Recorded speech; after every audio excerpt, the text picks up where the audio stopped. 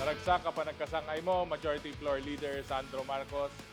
Sapay ko man, nainayo ng basit, di pasensyam kenyami, ken tuluyan na kami, natartarabayan, kinikikan ti tulong para dagi distrito mi, dagi na dumadum mga pagsiyaatan, not only in La Union, but the entire Region 1, kinti entero nga Pilipinas.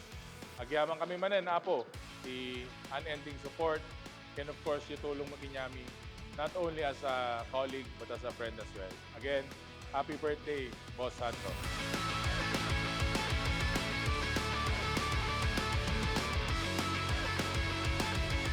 Happy birthday, Majo. I wish you the best. I wish you good health.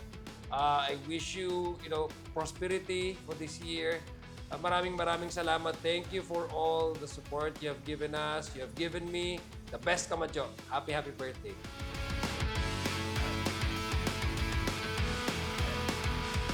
To the youngest and brightest Majority Floor Leader of the House of Representatives, Boss Sandro, happy birthday po sa inyo. Mula sa mga batang Tondo, unang distrito ng lungsod ng Maynila. Narito po kaming lahat bumabati ng isang maligayang kaarawan sa isa sa pinakamagaling na congressman sa 20th Congress. Kaya muli, happy birthday po, Boss Sandro Marcos.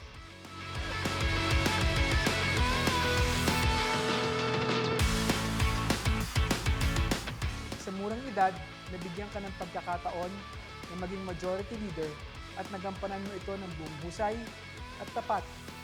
At talagang dyan kaming humahanga sa iyo. Hindi ka lamang naging majority leader sa atin, kundi naging isang matalik din na kaibigan. Maraming salamat sa suporta, maraming salamat sa tulong. Again, Majo, happy birthday at sana gabayan ka ng Panginoon at ibigay lahat ng hinahangad mong kaligayahan sa iyong buhay. Maraming salamat.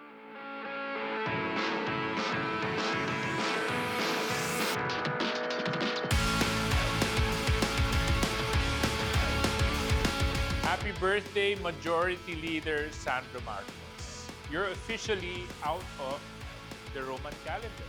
You're 32 years old. Very young, you've accomplished a lot.